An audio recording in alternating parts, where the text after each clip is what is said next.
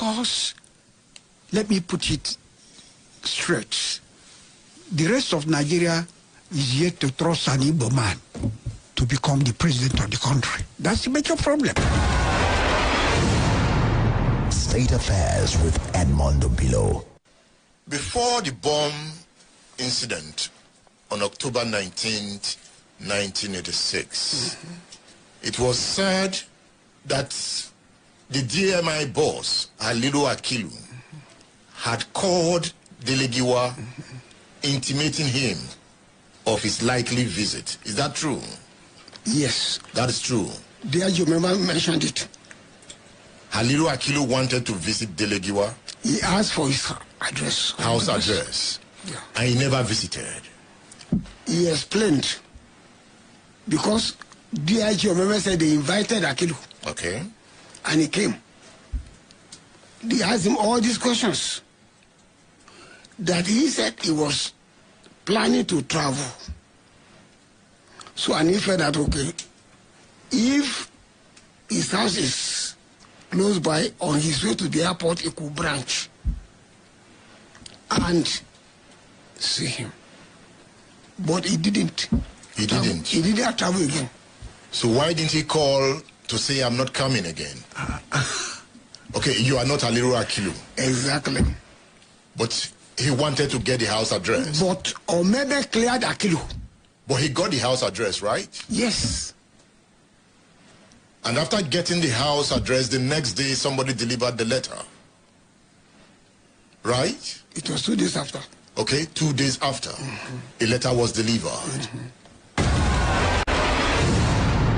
State Affairs with Edmondo Bilo is live. So who are the internal hands the APC is using? Well, they are using people within our own rank. Who are these people? Well, we maybe that is confidential, but we know them. Is Wike one of those being used to destroy the PDP? Oh, why are you calling Wike? Have you any information? State Affairs with Edmondo Bilo is live. A parcel bomb was sent to Delegiwa, right? Yeah. They said the parcel bomb bore the insignia of the head of state. Is it true? It was well packaged, like a message from the head of state. Is it true? That was what they said. It's not true. Because I have analyzed that aspect. Because he said the parcel was in an envelope, which Kayode can say is a padded envelope. And he said that it was put there from the CNC. Commander-in-Chief. Now, but again, he said there was the insignia of the presidency on the envelope. If there is the insignia of the presidency there is no need again from the CNC.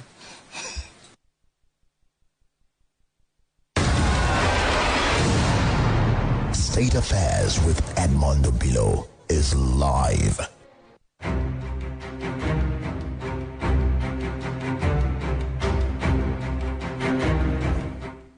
All right.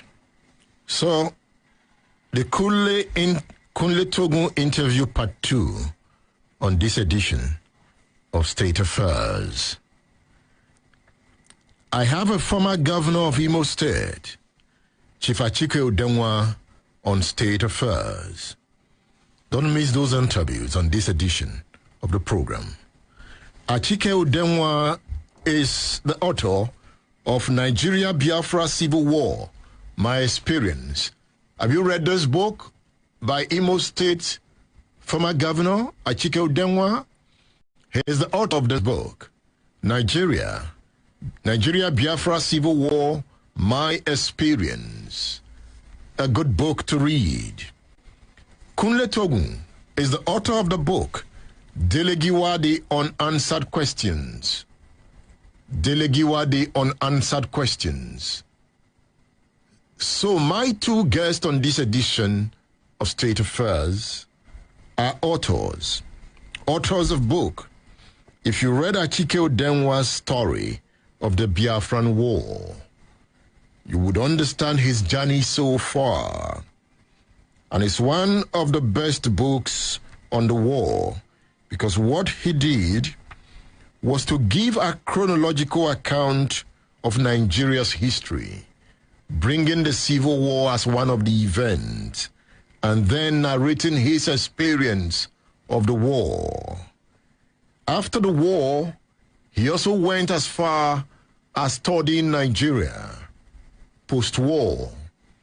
So if you look at this book of 256 pages, you have a deeper understanding of Nigeria's journey from pre-independence to post-independence. If you read Kunle Togun's book, he gave his own side of the story of the death of Delegiwa, the renowned journalist. Delegiwa was killed in a parcel bomb explosion in his house. If you are interested in these books, you can get them on udarabooks.com. You can also contact me on my WhatsApp number, 080-999-18449. Pa Ayo Adebanjo is no more. Baba is dead. He died at the age of 96. You know, last week I was contemplating talking to him. So I caught somebody who is very close to him. First, to ask, how is Baba? I know Baba is 96. So I wanted to know that 96, will Baba be able to talk? Because in my interview with Chief Bisi Akonde, he raised a lot of issues surrounding Chief Ayo Adebanjo. But at 96, I felt, no, let Baba rest, I beg. At least he has spoken to me before, and he has answered some of these questions. And that was about 10 or 12 years ago. But when I put in the call, I asked my Egbon, I said, Egbon, how is Baba? He said, Baba is not doing too well. So he explained that, old age. I said, okay, as if anything happens now, we are ready. You know, I wasn't sad at 96, you know. So when I heard the story of Baba's demise yesterday, I said, wow, so Egbon was right. He lived a fulfilled life. And always to the core. And always to the core. He was controversial. He could bear his voice, he could bear his fangs. For such a man, different stories must be told about him. And I was happy that Baba wrote his autobiography before he died. You know, when I interviewed him about 12 years ago, I met him writing his autobiography. And a renowned journalist was around helping him, arrange the story. So while that interview was going on, he kept saying, Edmond, why not wait for my autobiography? I said, yes, write your autobiography. While you tell me your story, I will also help you write your side of the story.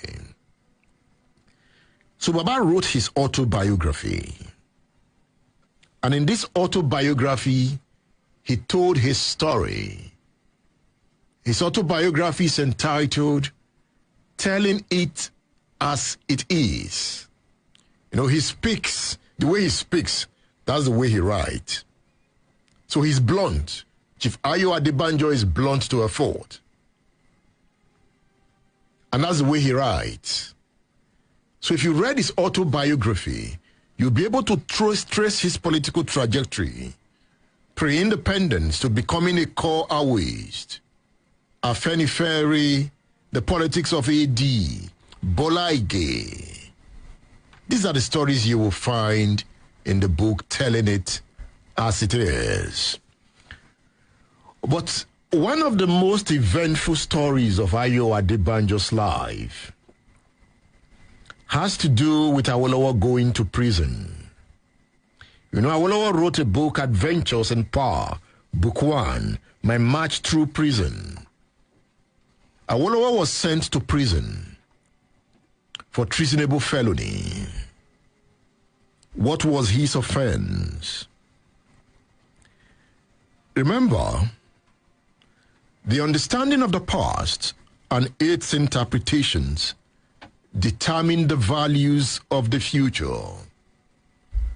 So the crisis of the Western region immediately after Nigeria's independence in 1960, a fallout of the battle of supremacy between Obafemi Awolowo and his deputy, Ladoke Akintola, is a story of the past.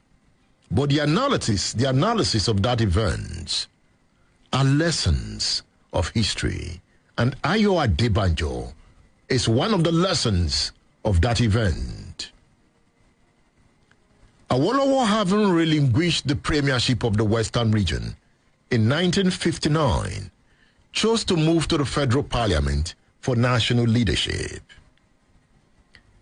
Awolowo became opposition leader and his deputy in the leadership of the Action Group came to the Western region to become the premier. So Ladoke Akintola left the federal parliament for his leader and came to occupy the position his leader occupied